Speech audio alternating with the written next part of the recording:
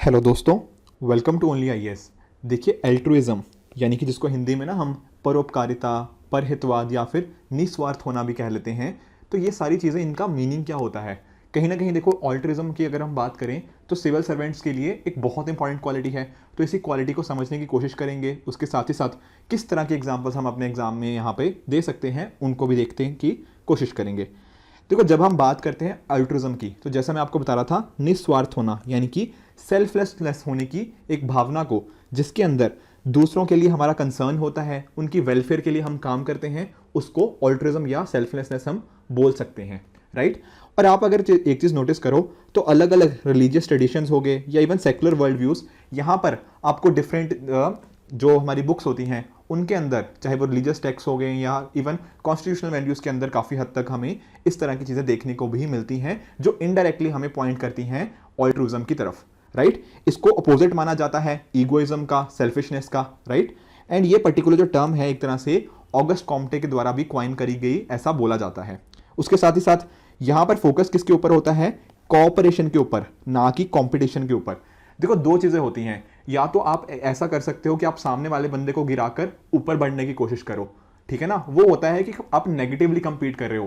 पर अगर आप दोनों साथ में मिलके ऊपर बढ़ने की कोशिश करते हो तो that is known as cooperation. और यहाँ पे कॉपरेशन ही ऑल्ट्रिज्म में एक इंपॉर्टेंट प्रिंसिपल हमें देखने को मिलता है, राइट। देखो, आप कई बार अपनी रियल लाइफ में भी ये चीज़ सोचते होंगे। जैसे फॉर एग्जाम्पल, मान लीजिए कि आप दो जने सेम चीज़ के लिए कंपीट कर रहे हो। मान लो कि सेम एग्जाम हमने क्लियर करना है, तो क्या हम सामने वाले को गिराकर अगर एग्जाम क्लियर करने की कोशिश करते हैं तो बहुत ही नेगेटिव चीज़ हो जाती है वो।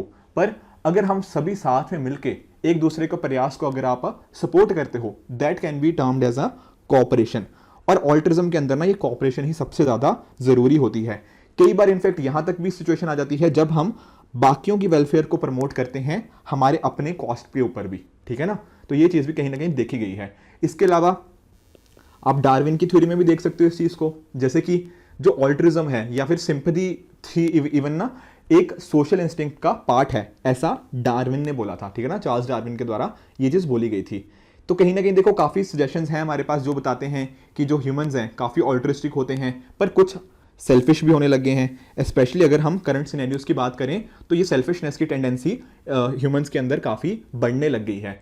इवन देखो, हमारे पास ना कुछ एग्जाम्पल्स हैं जहाँ पर बहुत सारे लोगों ने ऑल्ट्रिस्टिक नेचर अपनाया। जैसे कि आप अब देखो, ठीक है, भगत सिंह जी के बारे में हम सभी जानते हो।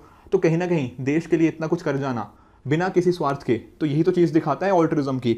उसी तरह से मदर टेरेसा जी को देख लो, राइट, किस तरह से इन्होंने सभी की सेवा में ये चीज़ करी, ठीक है। उसके साथ ही जो गुड समैरिटन वाली लॉ है, अगर मान लीजिए सड़क पे किसी का एक्सीडेंट हो जाता है, तो अगर आप उसको सामने वाले को बचाने की कोशिश करते हो और उसको हॉस्पिटल्स लेके जाते हो, so on and so fourth, तो ये सारी चीज़ें कहीं ना कहीं गुड समैरिटन में आ जाती हैं, ठीक है ना। तो ये सारे ऑल्ट्रिज्म के ही एग्जाम्पल्स हैं। अब ज़रूरत क्या है इस तरह की टेंडेंसी को पूरे सोसाइटी में डेवलप करने की? उसको कैसे कर सकते हैं? जब हमारे मॉरल एजुकेशन अच्छी होगी, ठीक है ना। मॉरल एजुकेशन प्रोवाइड करना लोगों को, उसके साथ ही लॉ भी आप जानते हो एथिक्स में इंपॉर्टेंट रोल प्ले करता है, और किस तरह से ये हमें नेगेटिव टेंडेंसीज की तरफ लेके जाने से हमें रोक सकता है। उसके तरह ही सिविल लीडरशिप, यहाँ पे इंपॉर्टेंस इसका रोल प्ले होता है। गुड गवर्नेंस एक इंपॉर्टेंट एस्पेक्ट है हमारे जनरल स्टडीज पेपर 2 का भी। तो अगर देखो, गुड गवर्नेंस अच्छी होगी तो कहीं ना कहीं वो इनडायरेक्टली लोगों को अच्छे से इंपैक्ट करेगी एंड ऑल्ट्रिज्म की तरफ एक हमारा कदम हो सकता है। साथ ही साथ अच्छी इकोनॉमिक डेवलपमेंट। देखो, जो कंट्री अच्छी इकोनॉमिक डेवलपमेंट करती है ना कहीं वहाँ पे अच्छी सोशल हार्मनी बनी आती है, राइट।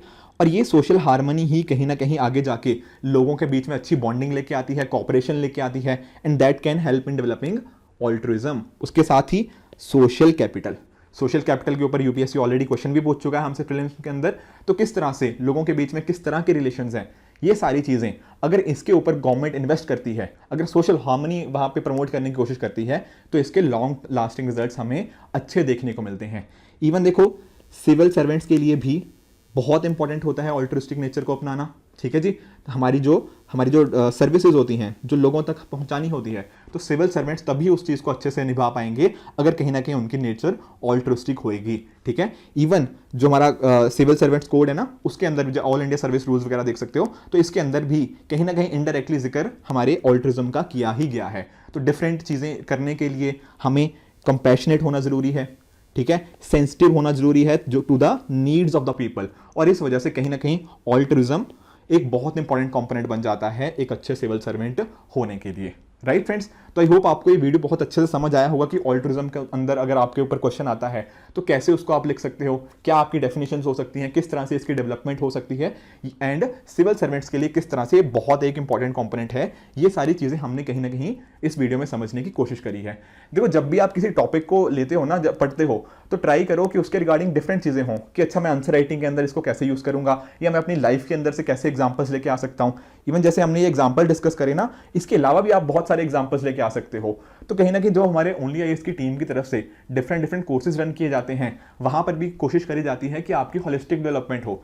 इवन बहुत सारे ऐसे भी इनिशिएटिव्स हैं जहां पर स्टूडेंट्स ही एक अच्छा पार्टिसिपेशन करते हैं एंड उनके थ्रू उनकी लर्निंग होती है। आपने जैसे पंचायत का आजकल देखा होगा कि हमारी only IAS team panchayat sessions भी कंडक्ट करवाती है, जहां पर स्टूडेंट्स पार्टिसिपेट करते हैं, अपने व्यूज को रखते हैं एंड उस बेसिस पे पीयर लर्निंग को प्रमोट किया जाता है।